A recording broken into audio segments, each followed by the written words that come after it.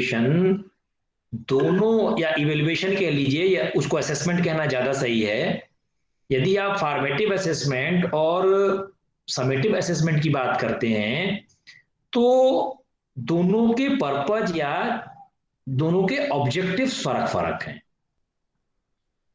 ठीक है, और खासतौर से जब हम बात करते हैं बायोलॉजिकल साइंसेस की, तो बायोलॉजिकल साइंसेस में जैसे आप सारे लोगों ने जो बात बताई, वो सारे लोगों का ध्यान किस पे है कि कितने बड़े ड्यूरेशन में या कब वो परीक्षाएं या उनका असेसमेंट कब हो रहा है, टाइम फ्रेम में आप लोगों ने, ज्यादातर लोगों ने बात करी है। लेकिन आज हम चर्चा करेंगे कि बायोलॉजिकल साइंसेज में जब हम इवेल्युएशन की प्रक्रिया को समझते हैं तो उसमें असेसमेंट का और इवेल्युएशन का कॉन्सेप्ट क्या है। एक बात आप लोगों ने असेसमेंट के बारे में बात करी, जैसे दो हम कॉन्सेप्ट्स की बात कर रहे थे अपने टाइप्स के असेसमेंट की, जिसमें एक बात करी थी फॉर्मेटिव असेसमेंट की और दूसरा हमने बात करना है समेटिव असेसमेंट का। अब फॉर्मेटिव असेसमेंट का पर्पज क्या है, हम क्यों कर रहे हैं। ठीक है, अंतर है, फॉर्मेटिव असेसमेंट आप शॉर्ट ड्यूरेशन में करते हैं, summative evaluation at the end of the जो कोर्स होता है या पेपर होता है वहां पे आप करते हैं। ठीक है, जाहिर सी बात है कि शॉर्ट टर्म और लॉन्ग टर्म की आप बात करते हैं, बात सही है। लेकिन ये जो डिफरेंसेस हैं दोनों में, फॉर्मेटिव असेसमेंट और समेटिव असेसमेंट की, ये केवल ड्यूरेशन के फ्रेम में नहीं है या केवल टाइम के फ्रेम में, हम इसके ऑब्जेक्टिव्स को समझना ज्यादा जरूरी है कि आखिर क्यों हम इस तरह के असेसमेंट को करते क्यों हैं, क्या पर्पज है, क्या ऑब्जेक्टिव इनको करने का। तो जब आप बात करते हैं फॉर्मेटिव असेसमेंट का, तो formative assessment during the teaching learning process होता है और इसका प्राइमरी जो, ये बात करिए, इसका प्राइमरी जो ऑब्जेक्टिव है वो प्राइमरी ऑब्जेक्टिव है इंप्रूवमेंट। और इंप्रूवमेंट केवल लर्निंग में नहीं, इंप्रूवमेंट टीचिंग और लर्निंग दोनों में। केवल विद्यार्थी का आकलन नहीं होता कि उसने कितना सीखा है, शिक्षक का भी यहां पर आकलन होता है कि वह अपने ऑब्जेक्टिव्स को गेन करने में, अचीव करने में कहां तक सफल रहा है। जो स्ट्रेटजी शिक्षक ने किसी कंटेंट को समझाने के लिए, किसी कंटेंट को बताने के लिए यूज करी थी, क्या वो स्ट्रेटजी उस पर्टिकुलर एस्पेक्ट में सही थी या उसमें कोई और रिफॉर्म, कोई और इंप्रूवमेंट आवश्यक था। मेन एम यहां पर यह है कि जब आप फॉर्मेटिव असेसमेंट, ठीक है, शॉर्ट टर्म में, जैसे कुछ लोगों ने कहा कि जैसे आपके परीक्षाओं की जो मिड फर्स्ट सेमेस्टर की जो आकलन होते हैं और मिड सेकेंड के जो आकलन होते हैं, these are the formative assessment. ठीक है, लेकिन फॉर्मेटिव असेसमेंट केवल इन परीक्षाओं के माध्यम से ही नहीं होता। अच्छा, एक टर्म और आप लोगों ने सुना होगा, सीसीई, नाम सुना है आप लोगों ने। दो टर्म की अगर हम बात करें, सीसीई, तीन टर्म अगर हम बात करें, सीआईई, सीसीई और सीबीसीएस। यदि हम इसमें अगर हम अंतर करना चाहें तो क्या है, सीआईई क्या है, सीसीई क्या है और सीबीसीएस क्या है। आप तो सीबीसीएस में पढ़ ही रहे हैं, आप जानते हैं सीबीसीएस क्या है। अगर फुल फॉर्म की बात करें तो सीआईई है कंटिन्यूअस इंटरनल असेसमेंट या इवेल्युएशन कह लीजिए, ये अगर आप बात करते हैं तो, जब हम मूल्यांकन के टर्म में, जजमेंट के टर्म में अगर हम बात कर रहे हो तो कॉन्टिन्यूअस इंटरनल असेसमेंट या इवेल्युएशन। और सीसीई है कंटिन्यूअस एंड कॉम्प्रिहेंसिव इवेल्युएशन। और सीबीसीएस जो है वो चॉइस बेस्ड क्रेडिट सिस्टम, ये पूरे सिस्टम की बात करता है। तो जब आप बात करते हैं कॉन्टिन्यूअस एंड कॉम्प्रिहेंसिव इवेल्युएशन की, तो वहां पर आपका ये फॉर्मेटिव असेसमेंट ज्यादा महत्वपूर्ण हो जाता है।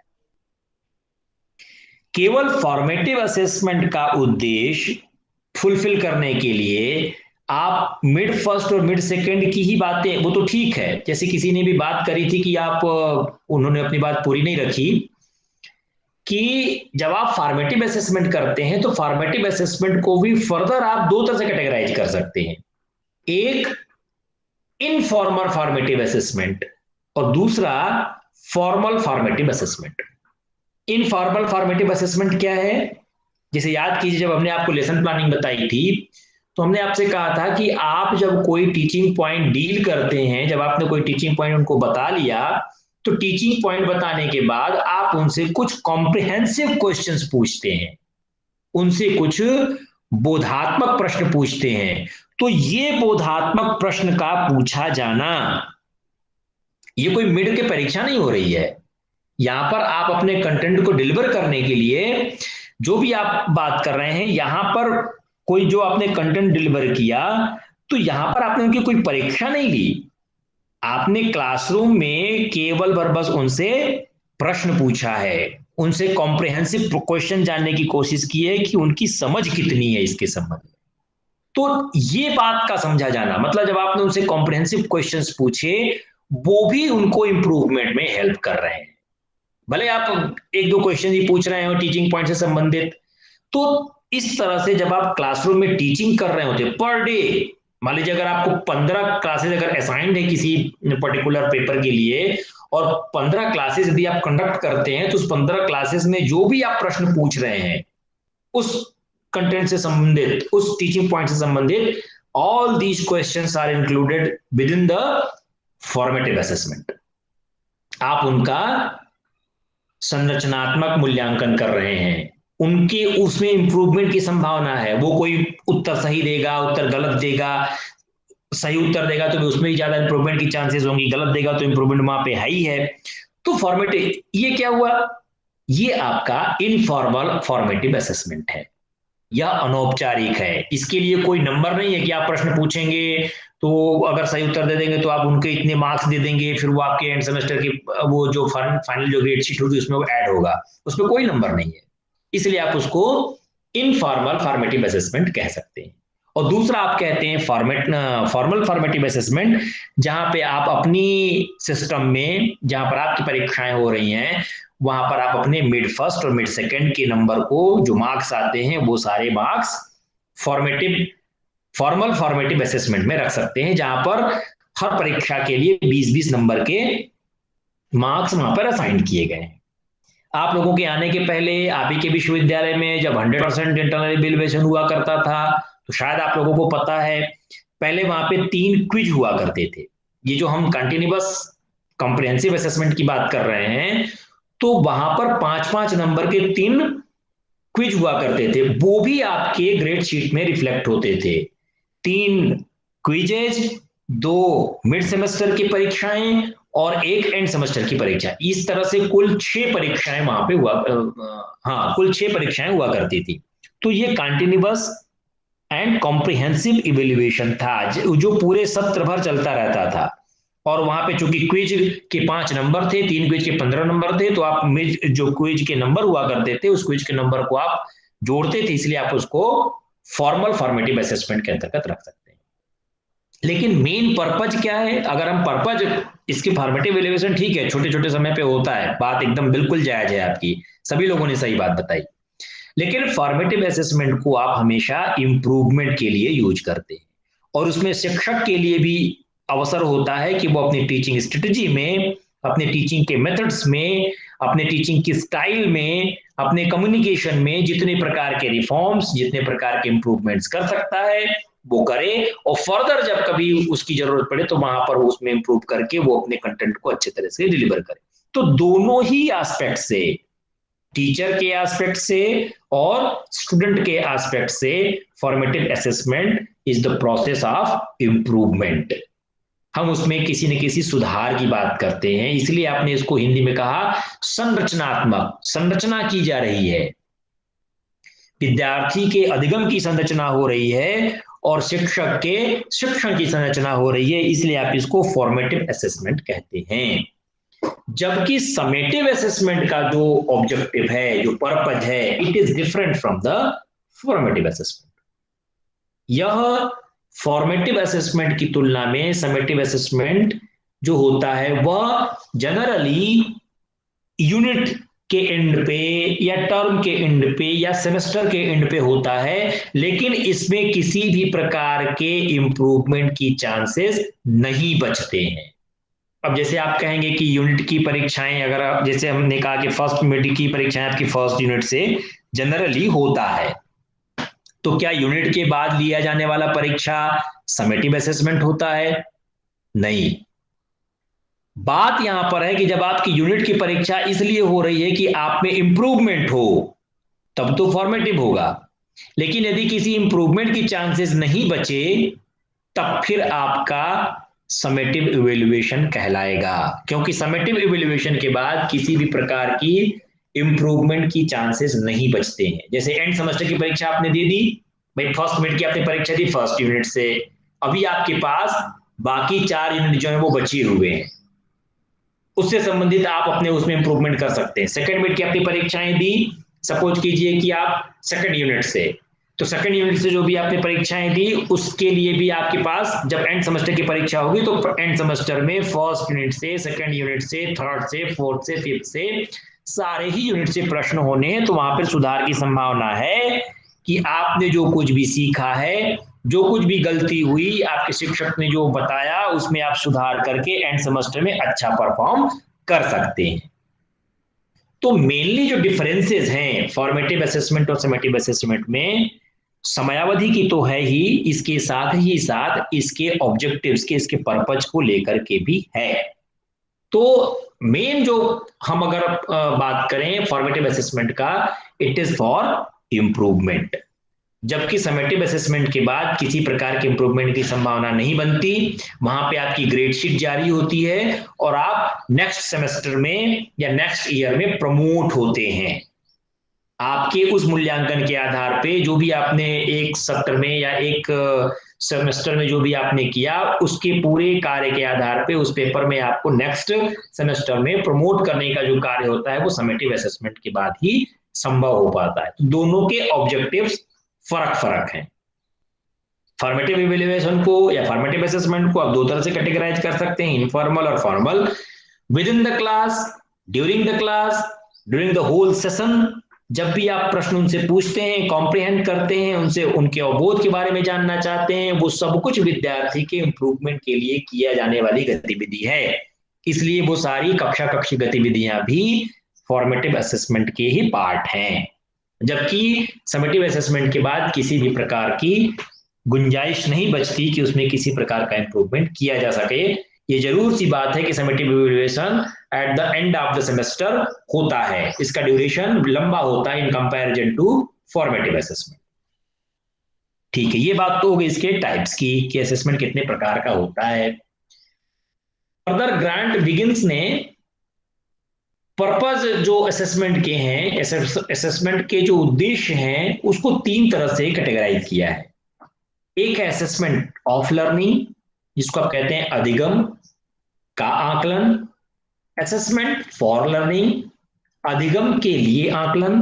और तीसरा उन्होंने बताया है असेसमेंट एज लर्निंग या अधिगम की तरह आकलन, या आकलन लर्निंग की तरह। इस तरह से आप इसको कैटेगराइज कर सकते हैं। ये है क्या क्या? तो पहले हमने आपसे बात करी असेसमेंट ऑफ लर्निंग, दूसरा टर्म दिया उन्होंने assessment for learning, and third one is the third purpose is for the assessment as learning. क्या है असेसमेंट ऑफ लर्निंग? जो कुछ भी आपने सीखा, असेसमेंट ऑफ लर्निंग मतलब जो भी आपका अधिगम है, जो भी आपने सीखा, ये हो सकता है कि यूनिट के बाद हो या सेमेस्टर के बाद हो या टर्म के बाद हो, कुछ भी हो सकता है। तो involves measurement of learning and achievement against set standards. आपने कुछ मानक निर्धारित किए हैं, जैसे आपने कहा कि आप ये पेपर पढ़ लेंगे तो आपके व्यवहार में ये परिवर्तन हो जाएगा। आपने उसके कुछ स्टैंडर्ड सेट कर रखे हैं, कुछ मानक आपने बना रखे हैं। इस मानक के आधार पर जब आप किसी विद्यार्थी के अधिगम का मापन करते हैं, उसकी उपलब्धि को जानने की कोशिश करते हैं, वो सेट स्टैंडर्ड्स के अगेंस्ट किया गया मापन या अधिगम का जो उपलब्धि है उसको जानना, वह असेसमेंट ऑफ लर्निंग कहलाता है। जैसे किसी पर्टिकुलर प्रोग्राम के, किसी पर्टिकुलर पेपर के बारे में जो स्टैंडर्ड सेट किए गए हैं, वो आपको कितना आता है, आपने कितना उसमें से आप जानते हैं, कितना आपने सीखा है, इस चीज का मापन इसमें इन्वॉल्व होता है। And happen on the individual, institutional और सिस्टम लेवल। ये 3 लेवल पे हो सकता है। एक assessment of learning individual level पे, कि एक विद्यार्थी, जैसे कक्षा में मान लीजिए आपकी बीएससी बीएड बायो में मान लीजिए कि 26 लोग हैं या 28 लोग हैं, जितने लोग भी हैं, इसमें प्रत्येक एक स्टूडेंट का, वो चाहे जो भी हो, वो प्रत्येक विद्यार्थी की अधिगम कितनी है, एक विद्यार्थी का आकलन करना कि उसने इस पेपर के लिए क्या क्या चीजें सीखा, वो असेसमेंट ऑफ लर्निंग है। या इंस्टीट्यूशन लेवल पे पूरे विश्वविद्यालय में बीएससी बायो बीएड की जो क्लासेस चल रही हैं, और किसी दूसरे इंस्टीट्यूट में, किसी दूसरे इंस्टीट्यूशन में जो बीएससी बायो बीएड की क्लासेस चल रही हैं, उसका जब आप असेसमेंट करते हैं इंस्टीट्यूशन लेवल पे, तो वो भी असेसमेंट ऑफ लर्निंग होता है। या पूरे विद्यार्थियों की, जब आप इंस्टीट्यूट पे जितने विद्यार्थी उनकी लर्निंग की बात करते हैं, तो वो इंस्टीट्यूशनल लेवल पे होता है। और जब आप बात करते हैं सिस्टम लेवल पे, आपने कहा कि चॉइस बेस्ड क्रेडिट सिस्टम में विद्यार्थियों के अधिगम का आकलन, तो चॉइस बेस्ड क्रेडिट सिस्टम का एक पूरा सिस्टम है। जो विश्वविद्यालय, जनरली सभी सेंट्रल यूनिवर्सिटीज जो चॉइस बेस्ड क्रेडिट सिस्टम को अपनाए हुए हैं, जब उस पूरे सिस्टम का मूल्यांकन करते हैं, तो वो assessment of learning of the system level कहलाता है। तो इस तरह से जो असेसमेंट ऑफ लर्निंग है वो तीन स्तरों पर आप समझ सकते हैं। एक इंडिविजुअल लेवल पे, व्यक्तिगत स्तर पर, विद्यार्थी के स्तर पर, दूसरा किसी संस्था के स्तर पर, और बहुत सारी संस्थाओं में एक ही प्रकार के सिस्टम को यदि अडॉप्ट किया गया है, तो उस सिस्टम लेवल पे किस प्रकार की लर्निंग हुई है। जहां पर सेमेस्टर प्रणाली है वहां पे लर्निंग कैसी है, जहां पर एनुअल सिस्टम है वहां पे कैसी लर्निंग है, जहां पे सीबीसीएस सिस्टम है वहां पे कैसी लर्निंग है, जहां पे सीसी फॉलो किया जा रहा है वहां पे कैसी लर्निंग है। तो ये based on the different system level, विभिन्न प्रकार के प्रणालियां हैं, उस प्रणाली के स्तर पर भी इसका मूल्यांकन या इसका आकलन आप करते हैं, तो वो assessment of learning on the basis of individual level or on the level of institution or on the level of system आप कर सकते हैं। नेक्स्ट, कि producing A summary of performance in terms off score, rank और grade.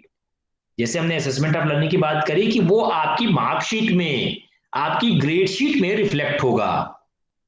जैसे आपके last year के जो पेपर्स होंगे, सारे में लिखा होगा कि फला पेपर, इस प्रश्न पत्र का कोड ये, नाम ये, इसमें इनकी परफॉर्मेंस इतनी थी, इतने स्कोर गेन किए इन्होंने।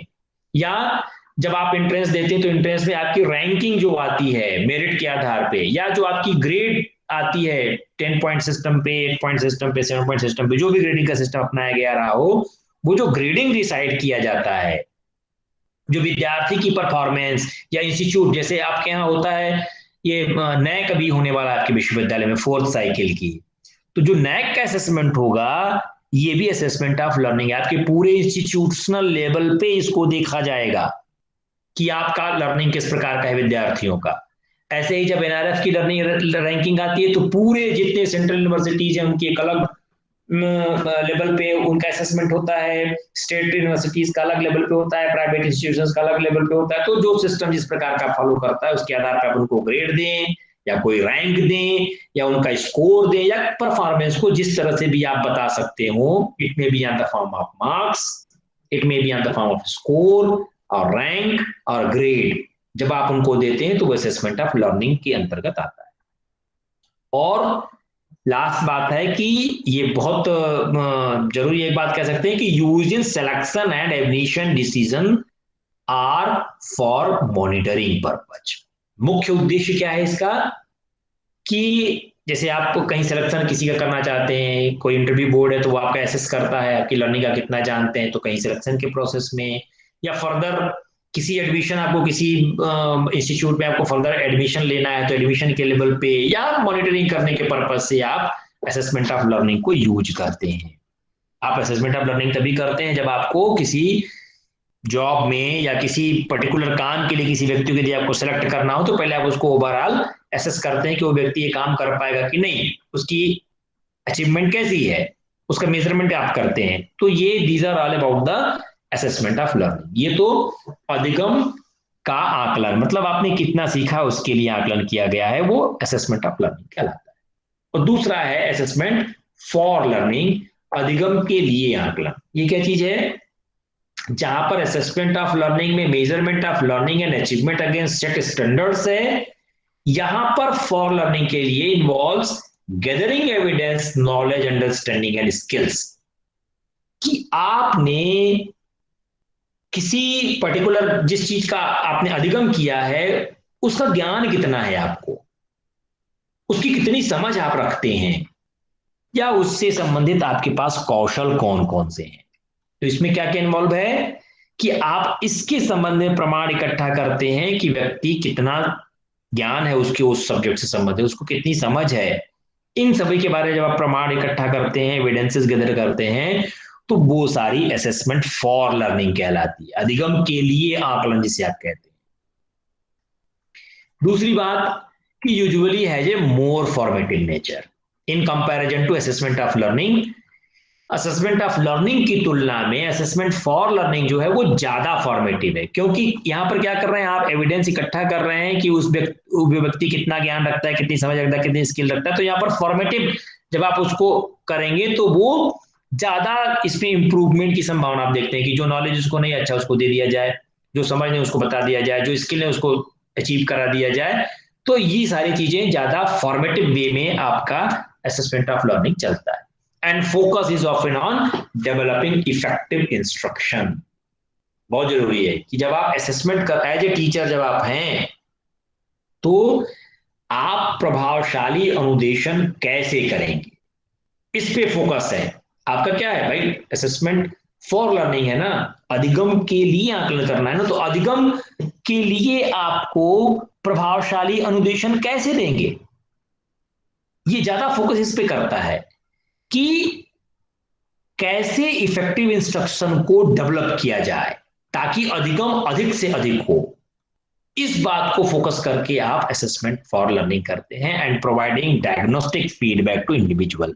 चूंकि आप उसके नॉलेज के बारे में पता करते हैं, उसकी अंडरस्टैंडिंग जानते हैं, उसके स्किल्स को समझने की कोशिश करते हैं, फिर आप उसमें ये चाहते हैं कि विद्यार्थी को आप बताते हैं कि अच्छा फला के बारे में आपको इतनी जानकारी, आपको इतनी जानकारी और गेन करनी, तब आप इस लेवल तक आ जाएंगे। आपके अंदर ये कौशल तो है, लेकिन आपको फला फला कौशल और आपको सीखनी है जिससे आप एक प्रभावशाली शिक्षक बन जाएंगे। आपको इसके बारे में जानकारी मिलती रहती है, तो वो आपको फीडबैक देता है इंडिविजुअल को। आपको तुरंत से पृष्ठपोषण मिलेगा कि हमको, जैसे एक इफेक्टिव टीचिंग के अभी आप लोग बात कर रहे हैं, आप लोगों की तमाम तरह की स्किल्स की यदि चर्चाएं चल रही हैं, आप लोग अभी नॉलेज एक्विजिशन फेज में विभिन्न प्रकार के टीचिंग स्किल्स के बारे में जान रहे हैं। तो जब आप एक बार शिक्षण करने जाएंगे तो वहां पर डायग्नोस्टिक वे में कहां कहां पे आप गलतियां कर रहे हैं, किसी स्किल से संबंधित कौन कौन सी चीजें आपसे छूट रही हैं, इन सभी चीजों के बारे में आपको फीडबैक मिलेगा। जब आप बायोलॉजी पढ़ा रहे होंगे तो बायोलॉजी पढ़ाने के लिए कौन कौन सी स्ट्रेटजीज, कौन कौन से मेथड्स आपको जानने चाहिए, कौन कौन से स्किल्स आपको आने चाहिए, ये सारी चीजें आपको फीडबैक के रूप में मिलेगा। तो उसमें आप सुधार करने की ज्यादा संभावना होती है असेसमेंट फॉर लर्निंग, क्योंकि इसका नेचर ही ज्यादा बाकी की तुलना में ज्यादा फॉर्मेटिव नेचर इसका है। और तीसरा जो है जिसको आप कहते हैं असेसमेंट एज लर्निंग, अर्थात अधिगम की तरह आकलन, it involves individuals actively monitoring their own learning.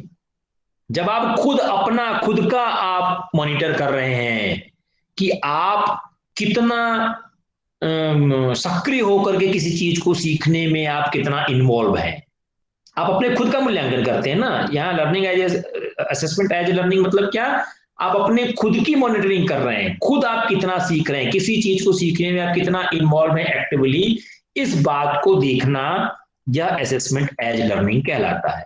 And using range of strategies, peer and self assessment.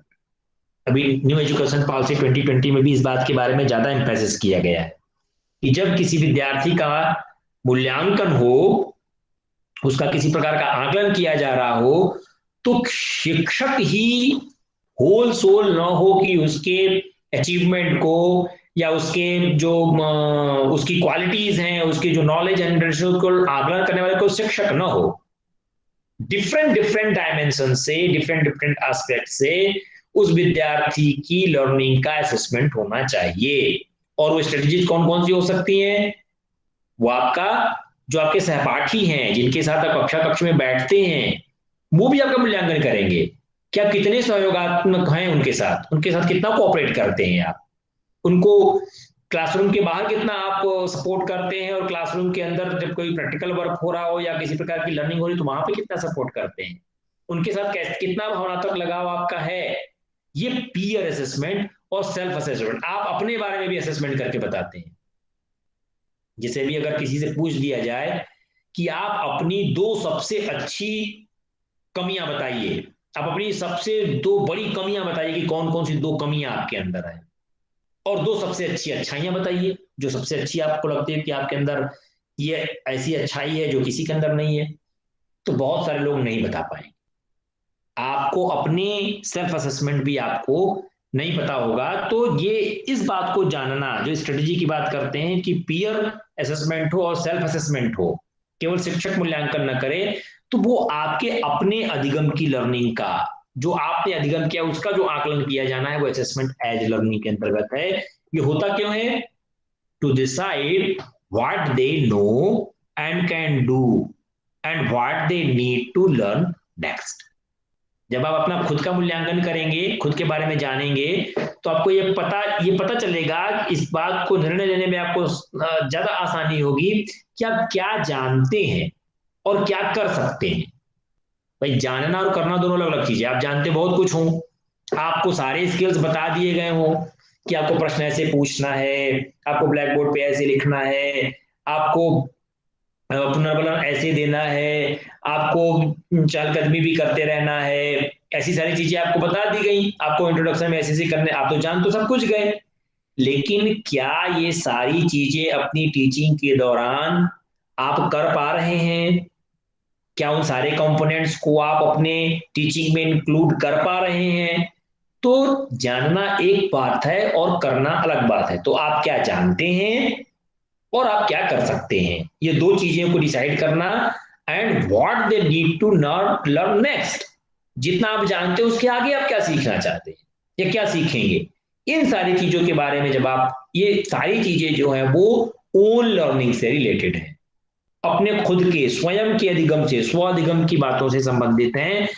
And taken by autonomous learning technology programs, और यही मेन आधार है जहां पर आप सेल्फ लर्निंग मटेरियल्स को डेवलप करने की बात करते हैं, जहां पर कंप्यूटर असिस्टेंस लर्निंग की बात करते हैं, सीआईए की जो बात करते हैं आप, कि आप बिना शिक्षक की उपस्थिति में भी जब सेल्फ लर्निंग आप कैसे होगा, ऑटोनॉमस लर्निंग टेक्नोलॉजी कैसे डेवलप होगी, जिसमें तमाम आप स्वयं की बात, मूक्स की बात करते हैं, वो सारा कुछ असेसमेंट एज लर्निंग की तरह आप देखते हैं। तो ये तीन आप कह लीजिए पर्पजेज हैं असेसमेंट के, या आकलन के तीन महत्वपूर्ण जो उद्देश्य हैं वो ये हैं कि असेसमेंट ऑफ लर्निंग, कि आप अधिगम का आकलन, जो आपने सीखा है उसका आकलन किया जा रहा हो, और अधिगम के लिए आकलन, कि अधिगम जो आप, जो नॉलेज है, जो अंडरस्टैंडिंग है, जो स्किल है, उसके बारे में जब एविडेंस इकट्ठा करते हैं कि उसमें कैसे सुधार लाया जाए अधिगम के लिए,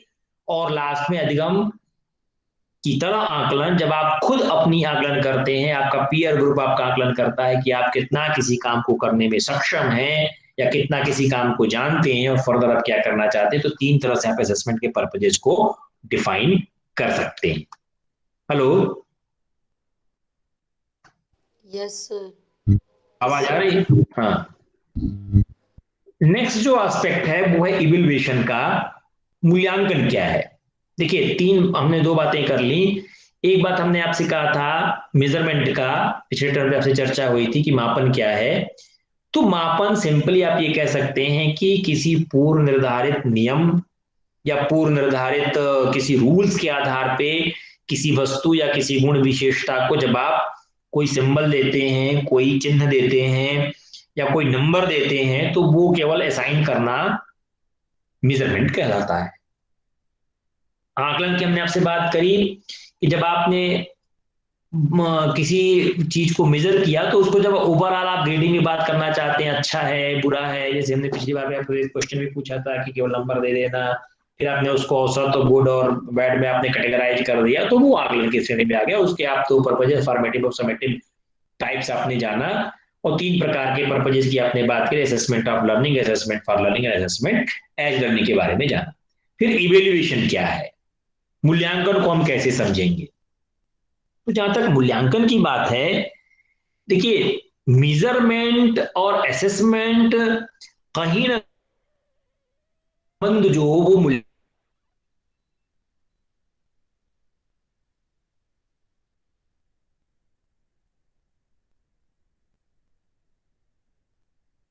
Sir, we can't hear you.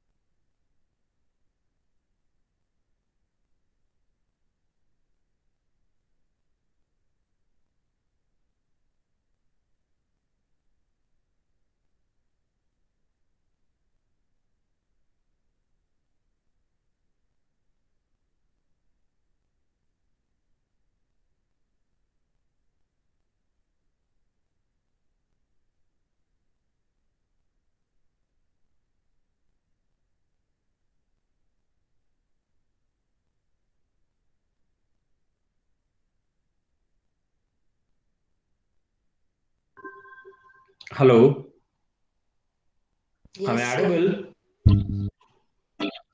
Yes, sir. अब आ तो रही थोड़ा है। यहाँ नेटवर्क की प्रॉब्लम है। चलिए, आप लोगों से कोई कुछ कह रहा था।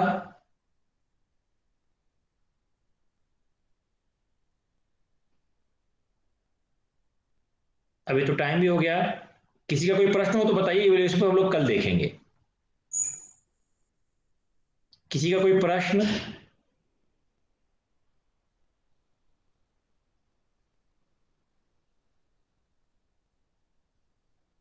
किसी की कोई क्वेरी है?